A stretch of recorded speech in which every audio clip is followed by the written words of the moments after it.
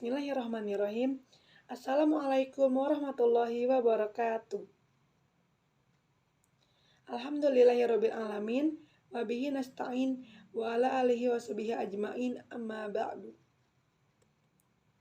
Yang terhormat kepada Ibu Dr. Helna Nelis MPD selaku dosen pengampu pada mata kuliah pengembangan kurikulum. Sebelumnya, perkenalkan nama saya Citra Ilmiah Awaliyah dengan NIM 211210011 dari kelas PAI 4A. Pada kesempatan yang berbahagia ini, saya ingin memaparkan materi mengenai mengembangkan komponen isi atau materi atau bahan ajar dalam perencanaan pembelajaran. Nah, dalam komponen isi atau bahan ajar dalam perencanaan pembelajaran ini, terdapat pengertian isi atau materi atau bahan ajar dalam kurikulum. Apa sih pengertian dari isi atau materi itu?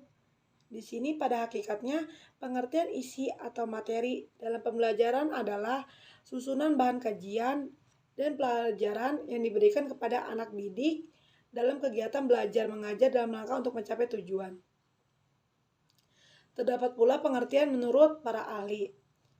Menurut Panen, bahan ajar merupakan bahan-bahan atau sebuah materi pelajaran yang disusun secara sistematis, yang digunakan guru dan peserta didik dalam proses pembelajaran. Selanjutnya terdapat juga pengertian menurut Lestari.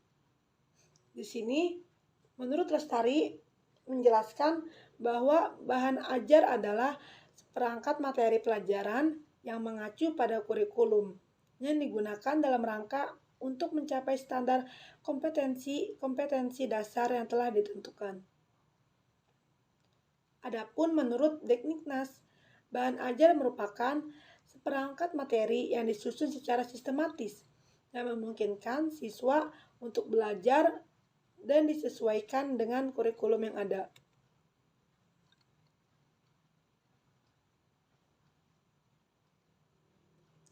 Dapat disimpulkan bahwa bahan ajar adalah seperangkat materi yang disusun secara sistematis yang berupa ide, fakta, konsep, prinsip, kaidah, atau teori yang mengantarkan peserta didik untuk mencapai tujuan pembelajaran sesuai kurikulum yang berlaku.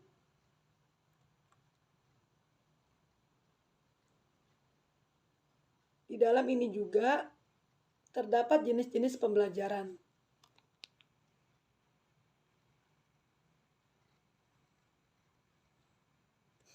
Yang pertama itu terdapat fakta. Fakta ini bisa diartikan sebagai segala hal yang berupa kenyataan yang benar-benar terjadi, yang mencakup nama objek, nama seseorang, kejadian, sejarah.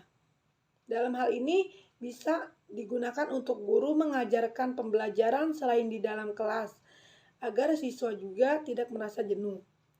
Seperti mengenalkan objek, wisata, sejarah, dan juga museum. Seorang guru bisa mengenalkan sebuah fakta sejak dini pada siswa untuk menemukan kebenaran yang ada dalam sebuah pembelajaran. Yang kedua, dari jenis-jenis materi pembelajaran ini terdapat konsep.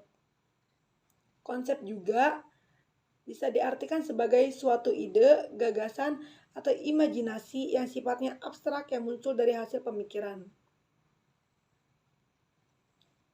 Selanjutnya, terdapat prinsip. Selanjutnya, terdapat prosedur. Prosedur yaitu langkah-langkah yang bersifat terstruktur dalam melakukan suatu kegiatan. Misalnya seperti panduan membuat SIM.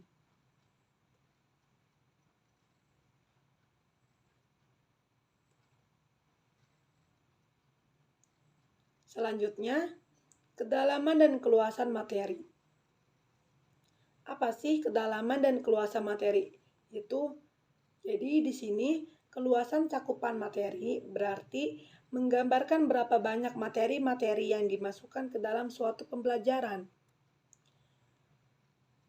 Cakupan atau ruang lingkup materi perlu ditentukan untuk mengetahui apakah materi yang akan diajarkan terlalu banyak, terlalu sedikit, atau telah memadai sehingga terjadi kesesuaian dengan kompetensi dasar yang ingin dicapainya. Selanjutnya, kedalaman materi. Kedalaman materi ini ialah seberapa detail konsep-konsep yang terkandung di dalamnya yang harus dipelajari atau dikuasai oleh siswa. Dalam hal ini, seorang guru harus mampu menguasai materi-materi yang akan diberikan kepada siswanya, agar siswa dapat memahami akan materi yang telah diberikan.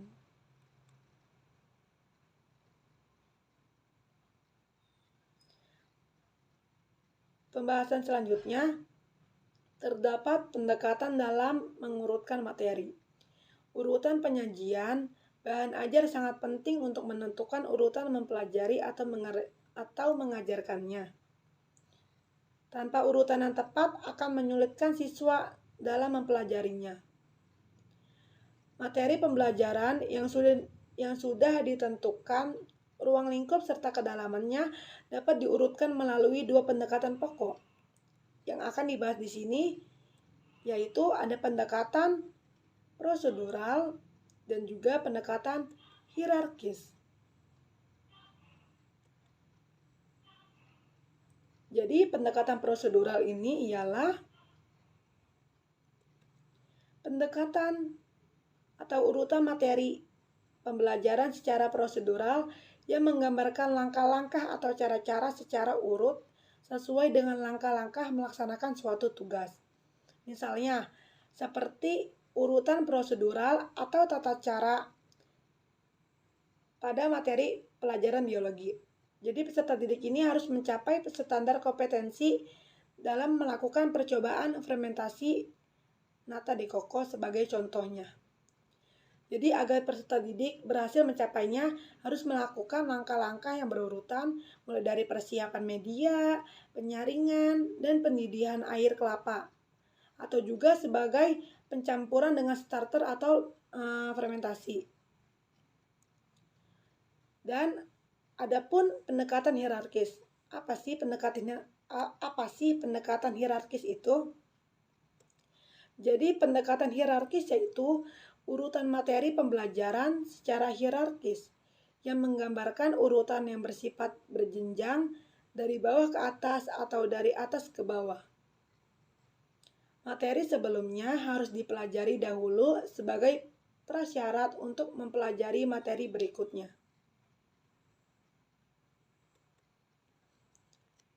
Selanjutnya, ada langkah-langkah menentukan materi pembelajaran. Di sini terdapat 4 langkah-langkah untuk menentukan materi pelajaran. Yang pertama yang akan kita bahas ini ada materi identifikasi standar kompetensi dan kompetensi dasar. Yang kedua ada identifikasi jenis-jenis materi pembelajaran. Yang ketiga ada menentukan jenis materi yang sesuai dengan standar kompetensi dasar. Yang keempat, memilih sumber bahan ajar. Jadi, apa sih identifikasi standar kompetensi dan kompetensi dasar ini? Jadi, identifikasi standar kompetensi dan kompetensi dasar dalam menentukan materi pembelajaran ini merupakan langkah awal dalam menentukan materi ajar dan harus dilakukan terlebih dahulu yang mengacu pada aspek-aspek kebutuhan kompetensi yang harus dipelajari atau dikuasai oleh peserta didik. Aspek-aspek itulah yang perlu dijadikan acuan karena setiap standar kompetensi dan kompetensi dasar memiliki jenis materi ajar yang berbeda-beda, baik dari segi materi ataupun dalam penggunaan metode atau model yang dilakukan dalam aktivitas belajar mengajar di kelas. Selanjutnya, Yang kedua ada identifikasi jenis-jenis materi pembelajaran. Apa sih identifikasi jenis-jenis materi pembelajaran ini? Apa yang harus perlu dibahas di dalamnya, yaitu dalam langkah-langkah untuk penentuan materi ajar identifikasi jenis-jenis materi ajar dilakukan berkaitan dengan kesesuaian materi pembelajaran dengan tingkatan aktivitas atau ranah pembelajaran tersebut. Adapun materi yang digunakan untuk ranah kognitif adalah materi pembelajaran yang lebih menekankan pada aspek perilaku intelektual, seperti pengetahuan, pengertian, dan keterampilan dalam berpikir. Maka, atas dasar acuan tersebut, adapun jenis-jenis materi yang harus digunakan pada ranah kognitif, yang berupa fakta, konsep, prinsip, prosedur yang telah dikemukakan oleh Ray Gelut dan mungkin juga sebelumnya sudah dipaparkan. Jadi secara singkatnya yaitu jenis materi fakta adalah jenis materi yang menggambarkan nama-nama objek, nama tempat, peristiwa, sejarah, dan juga lainnya. Sedangkan jenis materi prinsip, sedangkan jenis materi konsep adalah jenis materi seperti pengertian, definisi, hakikat, dan lainnya. Dan juga ada jenis materi prinsip adalah jenis materi yang berupa konsep. Sedangkan materi ajar yang meliputi tahapan-tahapan atau langkah dalam melakukan sesuatu. Misalnya tadi seperti cara membuat SIM, dan ada juga cara mengelola pupuk organik, dan mungkin banyak lainnya. Maka dari itu, seorang pendidik ini atau seorang guru ini harus dituntut untuk dapat menjabarkan materi ajar yang akan diajarkan di dalam kelas dengan melakukan identifikasi secara tepat agar sesuai dengan kompetensi pencapaian yang telah ditentukan.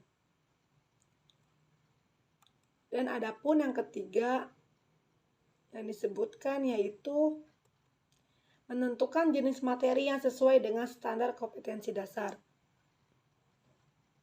Dalam menentukan jenis materi yang sesuai dengan standar kompetensi dasar ini, ada cara praktis yang dapat kita gunakan sebagai acuan dalam menentukan jenis materi pembelajaran dengan cara memilih jenis materi yang sesuai pada aspek-aspek yang terdapat dalam standar kompetensi dan kompetensi dasar tersebut. Membuat pertanyaan-pertanyaan yang terkait dengan kompetensi dasar yang ditentukan dalam kerangka kurikulum. Materi yang diajarkan perlu diidentifikasi apakah ini termasuk ke dalam fakta, konsep, prinsip, prosedur, afektif, atau gabungan dari satu jenis. Selanjutnya di sini yang keempat ada memilih sumber bahan ajar. Setelah jenis materi ditentukan, langkah berikutnya adalah menentukan sumber bahan ajar. Materi pembelajaran atau bahan ajar ini kita dapat ditemukan dari berbagai sumber. Jadi untuk mencari materi pembelajaran atau bahan ajar ini kita bisa cari dari banyak sumber. Terutama contohnya bisa kita cari dari buku, dari makalah, dari jurnal, dari internet, dari koran, dan lainnya.